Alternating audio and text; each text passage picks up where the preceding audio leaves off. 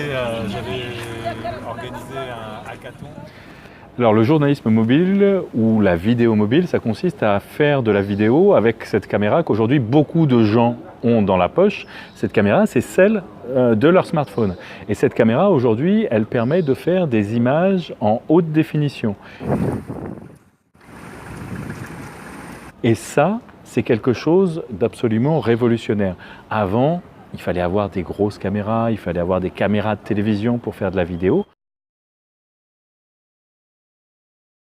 Aujourd'hui, on a des caméras chacun dans notre poche. Et avec ça, est en train de se passer, selon moi, une révolution qui est sans doute aussi importante que celle qui a eu lieu il y a quelques années avec les blogs.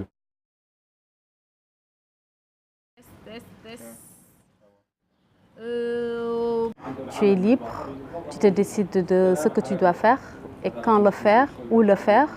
Donc tu n'es pas stressé parce que dans les médias classiques, comparé à ce que je fais actuellement, ça a nécessité de beaucoup d'organisation. Il fallait aller voir l'administration, te donner un papier, aller voir le service de reportage, trouver la caméra, s'il est disponible, le caméraman et la voiture, tout ce qui va avec pour aller faire un petit reportage d'1 ou de 2 minutes. Et alors là, tu n'as pas besoin de ça.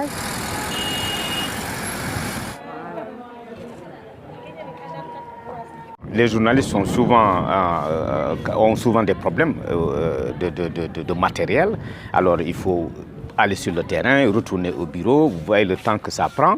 Alors si c'est une information qui nécessite quand même une diffusion très rapide, vous voyez que vous allez prendre du temps, etc. Mais maintenant on n'a plus ça. Alors donc ça, il y a les ordinateurs, mais ensuite ça vient encore combler un autre vide que les ordinateurs ont laissé quelque part. Donc c'est-à-dire que juste là vous avez l'information à chaud, vous pouvez traiter là-bas à chaud et diffuser à chaud. Vidéo mobile.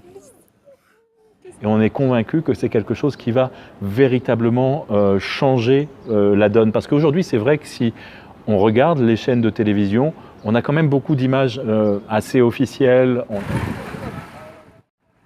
Or, on voit bien que dans la société en Afrique, aujourd'hui, dans tous les pays du continent, il se passe beaucoup de choses, il y a beaucoup d'initiatives, il y a beaucoup de choses qui se passent, des choses positives, des choses négatives. Et ça, on n'en parle pas beaucoup à la télévision officielle. Donc, moi, j'espère que beaucoup de gens vont s'emparer de leur téléphone et vont venir raconter comment ils voient le monde. Quand tu as le micro, tu filmes, tu as le son qui est très clair. Il y a certains logiciels de montage que tu télécharges et quand à la place, tu fais ton montage. Tu fais le montage sur place. Si tu as une très bonne connexion, tu les renvoies vers les réseaux sociaux que tu veux, que ce soit YouTube ou WhatsApp. Normalement, c'est à la minute.